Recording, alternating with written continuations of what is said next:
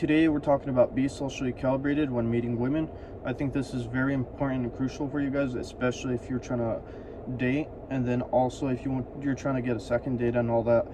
You have to be calibrated, you have to be charismatic, and just, go with the flow, feel the vibe.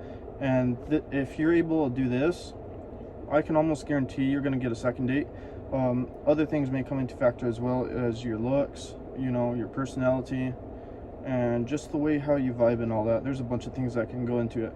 But anyways, we're talking about being socially calibrated. I think this is very important and crucial because on my date, we're talking about this. She was mentioning that, guys are a little weird. And then previously, there was like 2 years ago, hanging out with another chick. This was when I moved to another place and hanging out with a chick, and she was mentioning that she was like happy that I wasn't weird or anything like that, or like creepy or anything like that. She was mentioning that like she's went on so many dates that pretty much like they're just odd and random.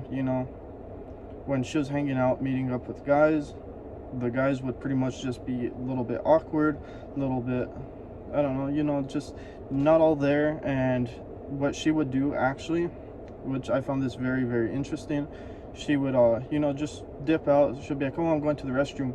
And instead of going to the restroom, she would just bail out on the guy. And I totally understand that because, like, some people are just odd as heck. I even experienced this with, like, chicks and all that.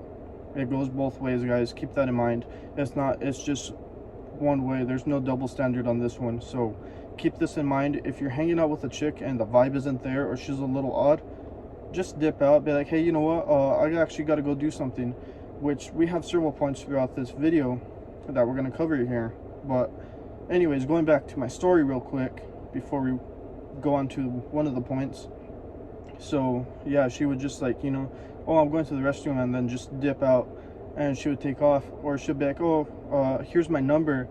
And the thing is, like, this number was to like a hotline, the rejection hotline. And it was just something that really amazed me.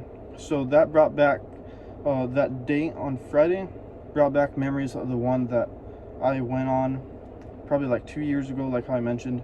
That was a while back. That chick literally handed out the number for the rejection hotline, which is a little funny, but also I feel bad for some of these guys because they're probably not socially calibrated. So this is showing the importance of being socially calibrated because, like, see, with me, my date on Friday, I can almost guarantee that I can hang out with this chick again if I really wanted to and if I really tried. But I'm not that type of person. Be like, yeah, you know what, let's go hang out again. I'm like, I had a feel for this person's personality, and I was like, it's a little off-putting. I mean, it's kind of nice meeting somebody new, but at the end of the day, you have to ask yourself, are you happy meeting these people? Do they bring enjoyment?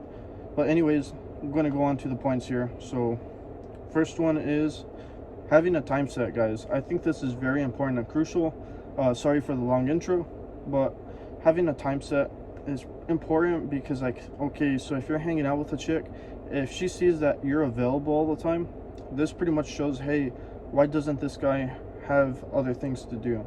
What's wrong with him? She starts going into that questioning mentality and just start thinking about it. So if you're going on a date or anything like that, have a set time. Be like, you know what, hey, I gotta leave at 9 or whatever. Let's say you're going for some food at 7. Be like, hey, I could only hang out to 9, even though you could probably hang out till 10 or 11 or something like that. Just have a set time for yourself. Be like, you know what, I'm only willing to give this person maybe 1 hour or 2 hours of my time. After that, I gotta call it a day and go focus on my life and go focus on my goals. Because when you do this, this is gonna create that interest of, hey, this guy's busy or whatever it may be. So keep that in mind. You should be focusing on yourself naturally, just by you guys already doing it. If you guys aren't doing it, I recommend you guys doing it. So start focusing on your goals and all that. But anyways, going back to what we're talking about, so have a set time. Be like, you know what, I could only do till this time, and then that's it. And then just call it a day. Be like, oh, you know what, it was nice meeting you, and then just say laters, and that's it. And make sure you're the first one leaving, because, like, women now, they, this day and age, you never know who you're dealing with. Women are more precautious, so keep that in mind. Be the first one to just leave or whatever it is in your car when you're pulling out of the parking lot, just so it makes them feel safe. Be like, oh, you know what, he's not waiting for me to go or anything like that, because you never know in this world. So be the first one to go. Anyways, next one is being authentic, guys. So this one's a little bit tricky, a little bit interesting, because when you're authentic, you're genuine, people are going to be naturally drawn to you, or you're going to have people that are going to instantly be repelled by you.